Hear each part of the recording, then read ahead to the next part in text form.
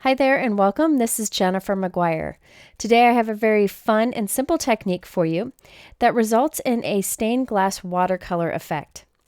The best part about this technique is you likely have the products you need for it already, and all you really need are some water-based markers. I have several examples for you today, each one featuring a different type of marker, just to show that you can get great results with each. The results are really fun. You end up with this really vibrant edge that kind of fades into a softer color. Okay, so let's get started with this card here. I'm using the new Simon Says Stamp Center Cut Heart Stamp. The cool thing about this background stamp is this heart comes out of the center, so you can stamp them separately or together. I'm going to stamp them separately today.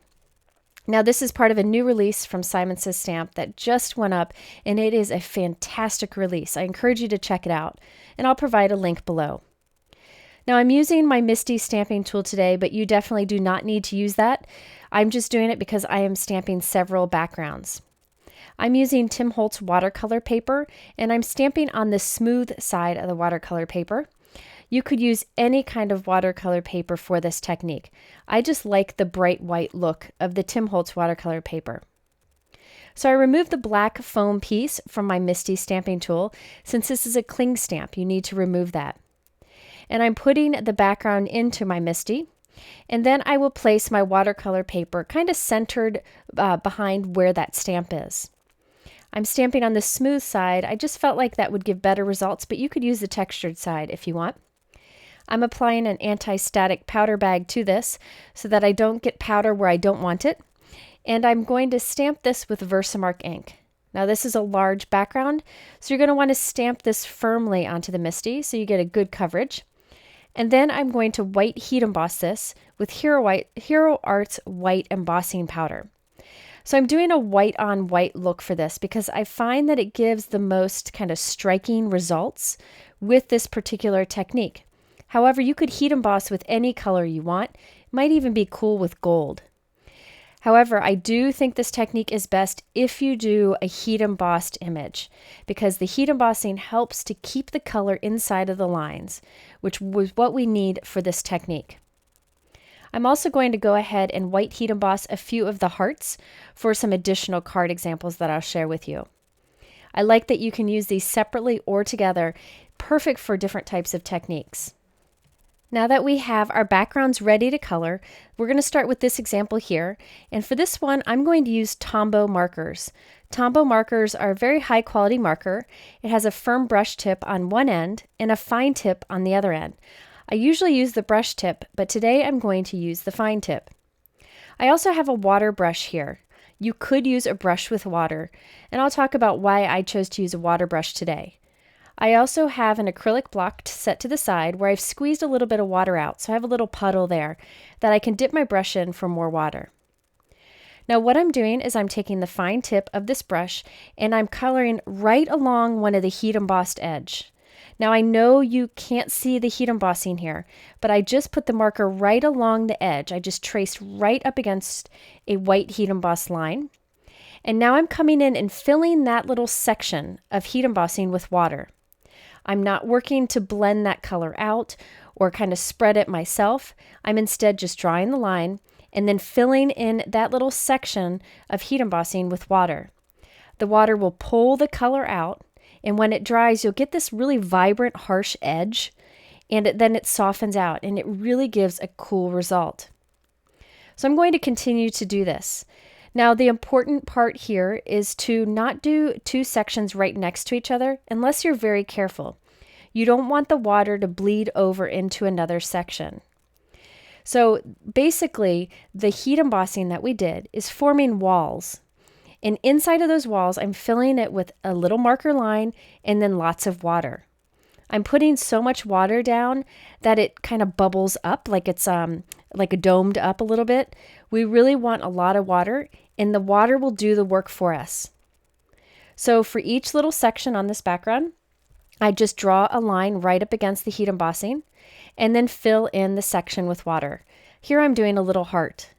You don't need to trace all the sides of the little section. Just one part of it will be enough. The more marker you put down, of course, the more vibrant the results will be. And I really wanted it to be a little bit softer with that nice vibrant edge. Now I picked a background that has a lot of detail. This, of course, would work with larger areas, which I'm going to show you a little later in this video. Now, the reason I used a water brush is water brushes are great for kind of controlling how much water comes out. However, in this situation, I want a lot of water. I want to really fill these sections up with a good amount of water. So that's why I squeeze some out onto my little acrylic block and I'm dipping into it. Now I could just squeeze the water brush to make some more water come out, but I do want to control it a bit better than that. I could use a brush and cup of water, but to be honest, my water brush was closer, and then I didn't have to have a big cup of water on my desk that I likely would end up spilling. So I continued to do this process to fill up all of the card except the heart in the middle. And you can see that this is still wet, and I'm just going to set it aside to dry for a bit on its own. I will come back to this a little bit later to show you how I finished it up. Next, I wanted to show you another example. This time I used the same background stamp, but for a horizontal card design. I also changed the markers I used for the color. This time I'm using the Stabilo Pens. Now, I have not used these in a while, and one of my blog readers reminded me about them. They are fantastic with water, and they're an inexpensive set. There are actually 2 rows of pens in this set, and you can see the colors are very vibrant. Now, I will say that a lot of people can do some pretty good blending with these markers. However, I'm just going to use them today for this fun stained glass watercolor effect. And these have a fine tip, which is perfect for this technique. So again, I'm starting out with that white heat embossed image on white watercolor paper. I'm just drawing a line of color. You can see it doesn't have to be perfect, right up against the edge or the wall of that heat embossing. And then I'm filling in that section with water. Now your brush tip will pick up some of the marker, like some of that pink color when you touch it to that marker line. So what I do is I wipe the tip off on a little cloth that I have there to the right. That way I don't transfer color. And also I don't want to do any of the blending. I don't want to move that color around with the brush tip. I want the water to pull the color out as it dries. So again, I'm doing kind of like this rainbow look, but you can use any colors you want for this. It even works with the softer colors. But boy, is it impressive with vibrant colors like the ones I'm using here. These markers give a very similar result to the Tombow markers that I just used. But again, these just have one tip, and that is the fine tip, which worked great for this technique. Okay, so let's do another example. This time I'm going to show you how to use your Zig Clean Color Real Brush pens for this technique. I know many people like to use the Zig Clean Color Real Brush pens, and I'll link here to a video where I talk about different things you can do with these pens. Well, they work great for this technique.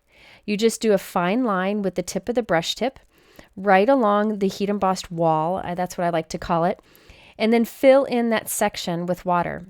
So again, the heat embossing is raised, so it kind of holds the water in. It creates a little puddle between that heat embossed line.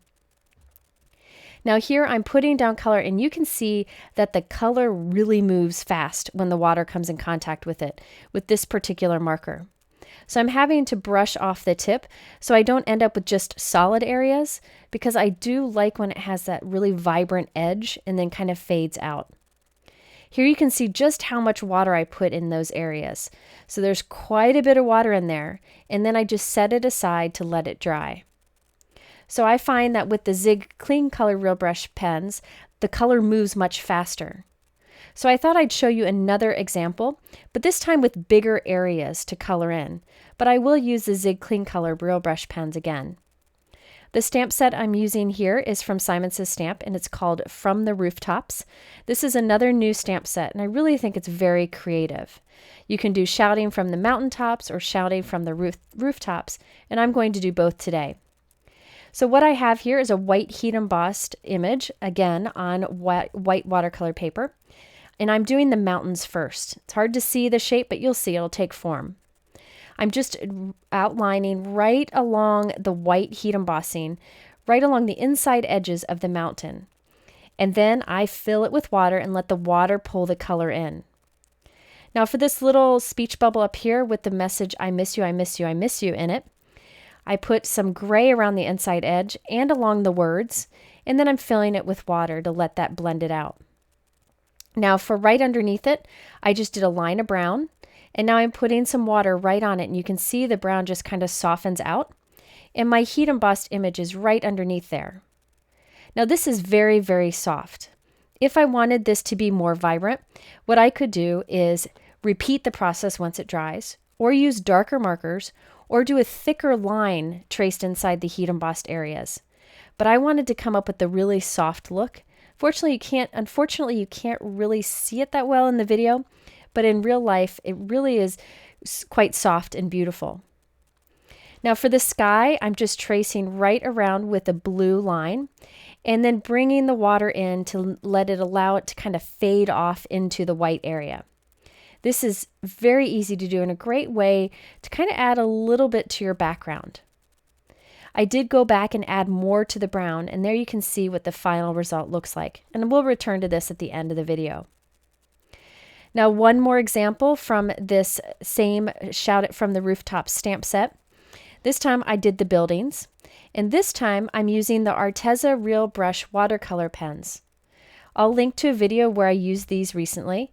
Just like the Zig Clean Color Real Brush Pens, these have a real brush tip, and it's a water-based marker, so you can use them for this technique. And these behave much like the Zig Clean Color Real Brush Pens. I reached for a little bit softer colors this time, and you can see I'm skipping every other building so that I don't have bleeding from one little building color to another. I wanted to keep this nice and crisp. So I did that and filling in each of the buildings with a different color of the rainbow. And then I added the blue sky around it, just like I did on the mountain example. So this shows you that you can do this technique with a variety of outline images. And you can use any water-based marker that you may already have. Just give it a try. Now before we go, I wanted to show you how I pulled these all into cards and give you some tips along the way. Let's start with this card here that says You're My Favorite. Now this sentiment is from a new Simon Says stamp set called Really Like You, and it's part of their newest card kit, but you can buy it separately if you prefer. I love the sentiments in this one, along with the small words along the bottom, and those two border stamps. Those would be great going along the edge of a card or on an envelope flap. I decided to use the You're My Favorite sentiment, and I'm going to stamp this in the center of that heart. I decided to use my MISTI because I didn't want to mess up at this point, and I'm using my anti-static powder tool since I'll be heat embossing. I've stamped that with VersaMark Ink, and I decided to use a Ranger Liquid Platinum embossing powder. Now this embossing powder is beautiful. It's not as, as shiny as a silver. It has more of a platinum look to it, and it seems to stand out a little bit more. It's just gorgeous. Now I have some white craft foam here. This is that dimensional craft foam that we used as a kid. I cut it to be slightly smaller than the panel that we created with the watercolor. And I'm using Distress Collage Medium to adhere it between the panel and a card that I created from some Simon Says Stamp Fog cardstock. That's a great soft gray cardstock that looks really good behind bold color like this. I like to use this liquid adhesive to adhere these layers because I can kind of move it around and make sure I have it perfectly straight. Then I put something heavy on it while it dries. That craft foam under there gives a nice even raised dimension that will hold up in the mail. Here you can see the bold color lines that we created with this technique with the softer look between. It just is really striking. It kind of looks like a stained glass window. And the best part about this is it was easy to create. All I had to do was to do a line of my marker, fill it in with some water, and let the water do the work. Now here's the background that I actually created first in this video with the Tombow Markers. I trimmed it down and added it to a fog note card again. And this time I used a smaller sentiment that says, "Thank you for being amazing." And I again used the Ranger Liquid Platinum embossing powder. The sentiment came from the Simon Says Stamp Handwritten Love stamp set. This is another new one. There are some beautiful sentiments in here, such as "Your friendship means the world to me," "You're always on my mind," "Forever friend." Lots of beautiful sentiments, and I like that they're smaller, so they fit in smaller areas. Now my next example features that heart that we made with the Zig Clean Color Row Brush pens. And if you look closely, there is a white on white background using the rest of that background stamp. So I cut that heart out and I'm adding it with some foam dots to the center of that white heat embossed background. And I'm leaving that background white on white. It just looks beautiful and that heart fits perfectly in the center. I'm again using my liquid adhesive to glue a piece of craft foam behind it. And this will really hold well once it dries. Now I can add it to a note card and I can move it around until it's centered and just put something heavy on it while it dries. After I was done, I added a little Missing You Always sentiment that I used that Ranger liquid platinum embossing powder on, and I trimmed it down and adhered it to the center. I just love that white on white in the background. Now that Missing You Always sentiment is from this new Simon Says Stamp Stained Glass Love stamp set. In fact, these big words in the stamp set would be great for this technique. You can fill those little openings in the words with the marker in the water. It would be beautiful. And I also like the tiny little sentiments that are on here, such as the Missing You Always. Now here is what the Shouting from the Rooftops card looks like when it's dry. I use the Ranger Liquid Platinum Embossing Powder for the sentiments on this one. And you can see the bold color that we get there, and it kind of looks like a stained glass window. Now here's the softer look that we got with the Shouting from the Mountaintops card. You can really see the sentiments much better in real life, but it's just a really nice soft look. So if you're looking for a soft watercolor look, this technique is great. All you have to do is trace that heat embossing and fill it with water. I hope this inspires you to give this a try with whatever markers and stamps you may already have. I link all the supplies in the YouTube description if you're interested in those. Also head to my blog for more information. In the middle are a couple other videos you might be interested in. I appreciate you stopping by. I hope you have a great week and we'll see you soon.